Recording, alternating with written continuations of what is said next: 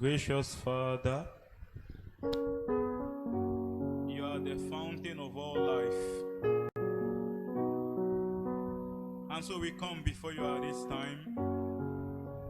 For it is in you we live, we move, and we have our being. Heavenly Father, we are coming in our weaknesses. We are coming in our frailty. We are coming, Lord, unto thee. Because like Peter said, to whom shall we go? Like Peter said, we have forsaken all. Father, we pray that you will help us this day. We commit this gathering into your hands. As your word says, in that day, they shall be tough of the Lord. No man shall need to tell his neighbor, this is the Lord, that is the Lord, but they shall be tough of the Lord.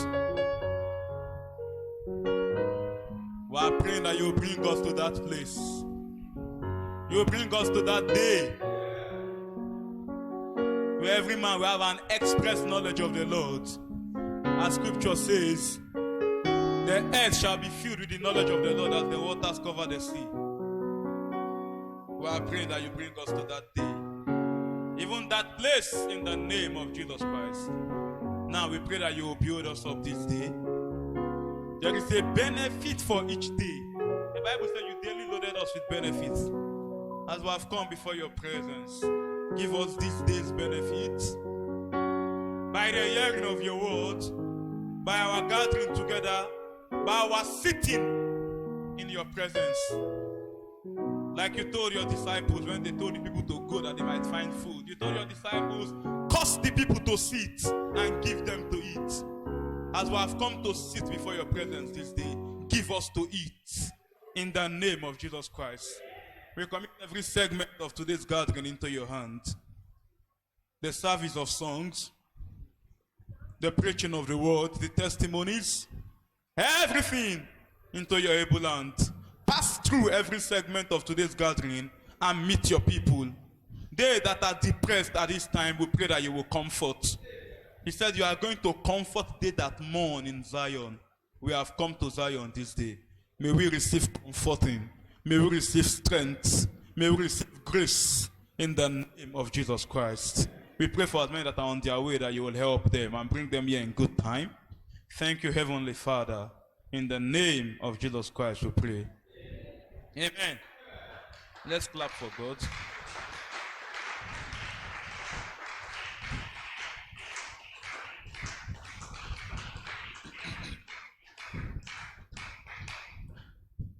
I didn't tell us to stop.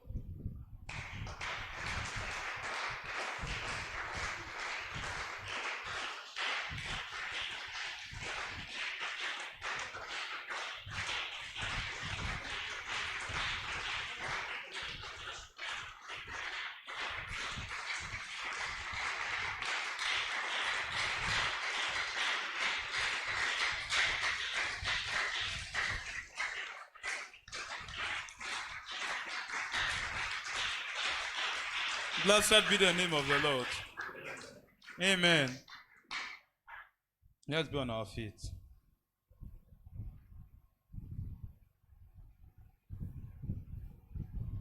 This morning, we will be taking some questions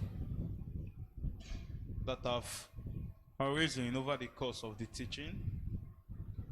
I know there are still aspects of the teaching that we might want to look in. Probably we have not looked at the great ecumenical move, because last week, yes, the Pope was in Dubai and was canvassing and campaigning for unity of religions, tolerance and interfaith. So when we are talking about things that are to be, we said that one of those things are what? The great ecumenical move, and it's playing out. And the prophet said that while the whole world will be uniting, the bride herself must also unite. When he preached the message uniting times, While the whole world is uniting, going into confederation, the bride herself must also unite. It's uniting time.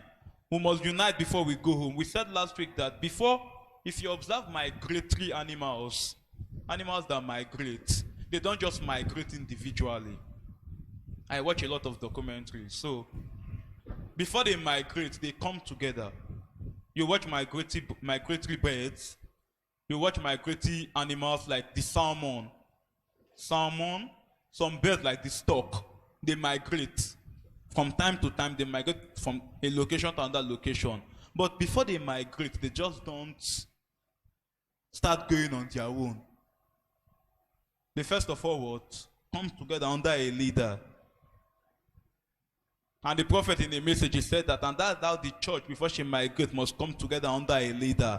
And he said that that leader is the Holy Ghost, not a man. Amen. Let's be seated. So we want to look at questions and answers. We've not looked properly in detail into the miracle war. We have touched it during the course of the teaching. We have spoken about it. The miracle war prophesied in Psalm 83. A 10 Arab nation coalition against Israel. 10 Arab nation coalition, the tabernacles of Edom, the Ishmaelites, the Agarins, Assyria, and all that. And we have not also looked into the Ezekiel 38-39 war. The Ezekiel 38-39 war, we call it a war, but in principle, it's not a war per se, because Israel won't fire any weapon in that battle. Israel won't fire any weapon in that battle. God says he's going to use disturbances of nature to put down the armies of Russia and the Shiite Muslims that will come in that time. Amen. So over the course of the teaching, if you have questions, you can be penning them down so we can pass them to the front. If you don't have questions, I have questions. So you can be penning down your questions so you can pass them to the front. We looked at the decree, the removal of the decree. We looked at Jerusalem, cup of trembling, Jerusalem is burning some stone. We also looked at things that are to come, law of waxing cold. We looked at the battle for Moriah. Last week we were looking at the latter rain in the biblical presentation, not in what religion wants us to take, not in what the church world wants us to take. I was Brother Dayo on Friday, and we were discussing, and we were talking about A.A. Allen. Who knows A.A. Allen? A.A. Allen.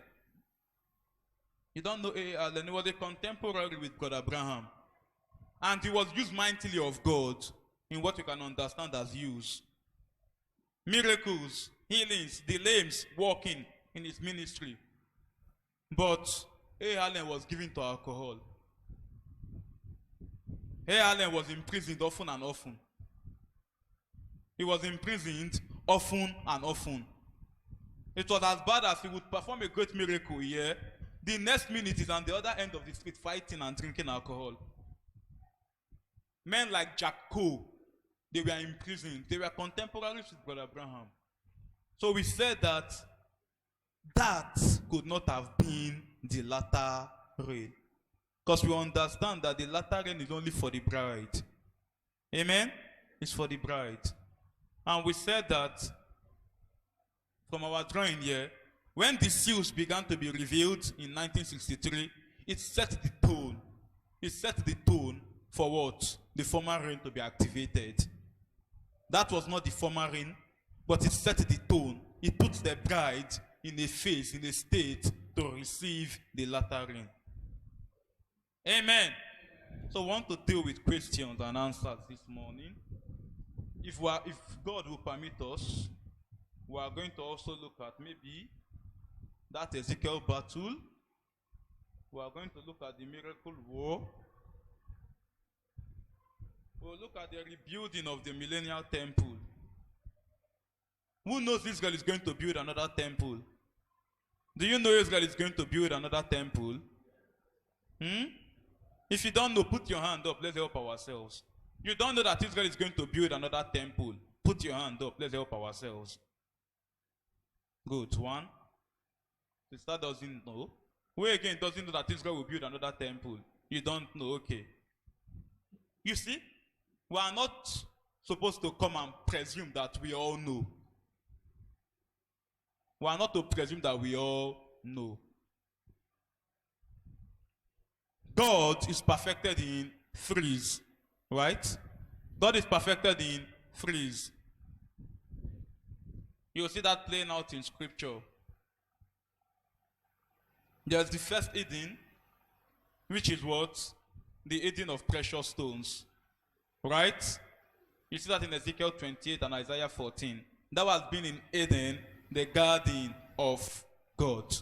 Every precious stone was your covering.